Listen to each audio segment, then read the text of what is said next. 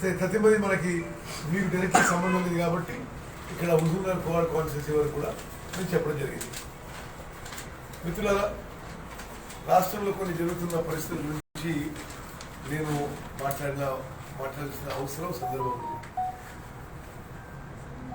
కల్వకుంట్ల చంద్రశేఖరరావు ఈ మధ్య కొత్త రాజ్యాంగం గురించి మాట్లాడడం చాలా విడ్డూరము, వికారము. మేము ఖండిస్తున్నాం. భారతదేశ రాజ్యాంగం ప్రపంచంలోనే అద్భుత రాజ్యాంగాల్లో ఒకటి. ప్రపంచంలోనే అతిపెద్ద లిఖితపూర్వమైన రాజ్యాంగం. దళిత దేవుడు బిఆర్ అంబేద్కర్ గారి నాయకత్వంలో ఇంత అద్భుతమైన రాజ్యాంగం మనకి 75 ఏళ్ల స్వాతంత్రం చాలా అద్భుతంగా దాని ఆధారంగా మన దేశంలో ప్రజాస్వామ్య సంస్థలు అద్భుతంగా ముందుకు పోయిన విషయం కూడా గుర్తు చేస్తున్నాం.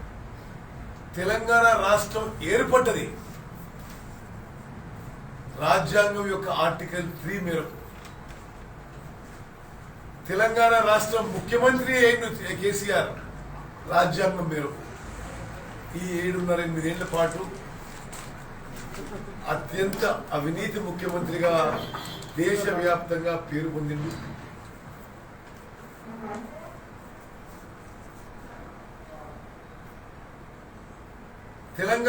ప్రత్యేక తెలంగాణ రాష్ట్రంలో ఎవరు ఊహించని విధంగా రాజ్యాంగాన్ని, ప్రజాస్వామ్య సంస్థని తొక్కే ప్రయత్నం చేస్తూ వచ్చింది. మీ అందరూ తెలుసు. మీడియా మిత్రులారా, మీడియా ఉమ్మడి ఆంధ్రప్రదేశ్లో కాంగ్రెస్ పరిపాలనలో మరింత స్వేచ్ఛగా, ఫేర్గా, న్యూట్రల్గా ఉండేది. ఇప్పుడు ఆ పరిస్థితి తెలంగాణలో ఉందా? జ్యుడిషియరీ పరిస్థితి ఏంటిది? కోర్టుకు పోతే అది ఒక నేరంగా చెప్పిన ముఖ్యమంత్రి అసలు ముఖ్యమంత్రి స్థానంలో ఉండే అర్హత ఉందా? లెజిస్లేచర్, అసెంబ్లీ, శాసన మండలిని ఒక మోకరీ చేసి ఎంపీలని, ఎమ్మెల్యేలని, ఎమ్మెల్సీలని, జెడ్పీటీసీలని, ఎంపీటీసీలని, సర్పంచ్లని, ఇతర పార్టీల ఎన్నికైన ప్రజాప్రతినిధులు కొనుగోలు చేసి, అవినీతి సొమ్ముతో కొనుగోలు చేసి, అదే ఒక పెద్ద అచీవ్మెంట్ అనుకొని రాజ్యాంగాన్ని తుంగలో దొక్కి ఇప్పుడు రాజ్యాంగం ఆయనకి పనికొస్తుంది అంటాడు ఆయన. అన్ని విధాలుగా అసలు తెలంగాణ ప్రాంతంలో రాజ్యాంగ సంస్థలు, ప్రజాస్వామ్య సంస్థలని నాశనం చేసిన కల్వకుంట్ల చంద్రశేఖరరావు అద్భుతంగా నడిచిన ప్రపంచంలోనే అద్భుతమైన రాజ్యాంగం అని మరి 100 దేశాల్లో పేర్కొన్న భారత రాజ్యాంగాన్ని మార్చారంటే ఎంత విడ్డూరం, వికారం, ఎంత అధికార అహంకారంతో మాట్లాడుతున్నాడో తెలంగాణ ప్రజలందరూ కూడా గమనించాలి, తీవ్రంగా ఖండించాలి. ప్రత్యేకంగా అణగారిన వర్గాలకు, మరి దళితులకి, గిరిజనులకి రిజర్వేషన్ కల్పించిన రాజ్యాంగం మరి మీకు ఎందుకు ఇబ్బంది పడుతున్నారో దయచేసి తెలియజేయాలి. దీంట్లో 2 సంస్థలు ఈ రాజ్యాంగానికి వ్యతిరేకం. ఒకటి కల్వకుంట్ల చంద్రశేఖరరావు, ఒకటి RSS. వాళ్ళిద్దరు కూడా ఇందులో రాజ్యాంగంలో ఎప్పుడు లొసుగులు చూపి రాజ్యాంగంలో తప్పుపట్టే వాళ్ళు వీళ్ళిద్దరు. అదేవిధంగా ఏదో బీజేపీకి వ్యతిరేకంగా మాట్లాడుతూ ఏదో నటిస్తున్నాడు. మీకు చెప్పాలి, నేను పార్లమెంట్ సభ్యునిగా, నేను పార్లమెంట్ ఎంటర్ అయిన రోజు నుంచి ఈ రోజు వరకు పార్లమెంట్లో ప్రతి విషయంలో బీజేపీకి మద్దతుగా ఓటేసింది TRS party. Demonetisation, GST, Kashmir issue, triple talaq issue, ఈ పార్లమెంట్లో ప్రతి విషయానికి బీజేపీకి ఓటేసి ఇప్పుడు ఏదో నాటకం ఆడుతుంది బీజేపీ టీఆర్ఎస్ కలిపి. బీజేపీ రాష్ట్రపతి ఎన్నికకి టీఆర్ఎస్ బీజేపీకి ఓటేసింది. బీజేపీ ఉపరాష్ట్రపతి ఎన్నికకి టీఆర్ఎస్ బీజేపీకి ఓటేసింది. రాజ్యసభ డిప్యూటీ చైర్మన్ ఎన్నికల్లో టీఆర్ఎస్ బీజేపీకి ఓటేసింది. ఇప్పుడు ఏదో టీఆర్ఎస్ బీజేపీ కలిసి నాటకం ఆడుతున్నారు. మీరు ఏం చేసినా సరే 2023లో తెలంగాణలో కాంగ్రెస్ పార్టీ భారీ మెజార్టీతో అధికారంలో రాబోతుంది. మరి కోదాడు హుజూర్నగర్ స్థానాలతో సహా ఉమ్మడి నల్గొండ జిల్లాలో 12కు 12 స్థానాలు కాంగ్రెస్ పార్టీ భారీ మెజార్టీతో గెలవబోతున్నాము.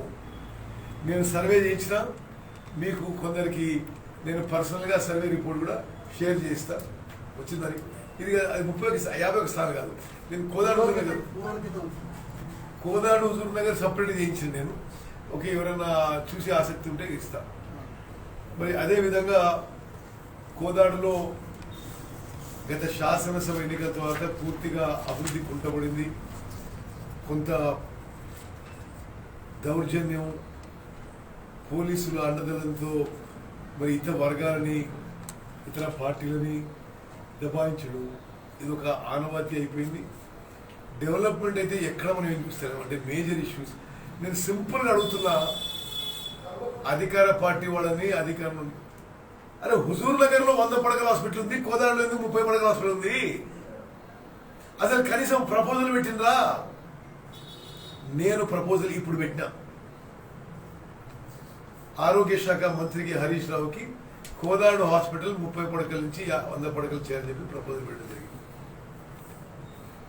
అదేవిధంగా కేఆర్ఆర్ గవర్నమెంట్ డిగ్రీ కాలేజు మరింత మంచి స్థాయిలో బిల్డింగ్స్ మౌలిక వసతులు కల్పించాలని చెప్పి కూడా ప్రపోజల్ పెట్టించిన కేంద్ర ప్రభుత్వం నుంచి కూడా మరింత నిధుల కోసం ప్రయత్నం చేస్తున్నారు. అసలు కొత్త అభివృద్ధి కార్యక్రమాలు దేవుడు ఎరుగు. నాకు రోజు గతంలో నిర్మించిన లిఫ్ట్ ఇరిగేషన్ స్కీమ్స్ పనిచేస్తలేవు, ఇక్కడ ఎవరు అధికార పార్టీ వాళ్ళు మరి వేరే ఇష్యూస్లో బిజీ ఉంటున్నారు, అసలు ఆ లిఫ్ట్ ఇరిగేషన్ స్కీమ్ రిపేర్ చేసే నాదుడు లేడు. ఉదాహరణకి తాడవ lift irrigation scheme transformer fail అయి కొన్ని నెలల తరబడి ఆగిపోయింది. ఇక్కడ ఉన్నవాళ్ళు శాండు, ల్యాండు, మైన్స్, వైన్స్, మట్టి ఈ మాఫియాల్లో నిమగ్నం అయిపోయినారు. ప్రజల పక్షాన ప్రజలతో నిలబడి ప్రజల కోసం పనిచేసే మరి సమయం వారికి లేదనిపిస్తుంది.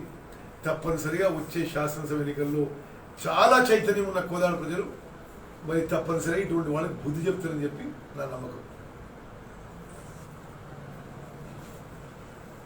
ఓకే.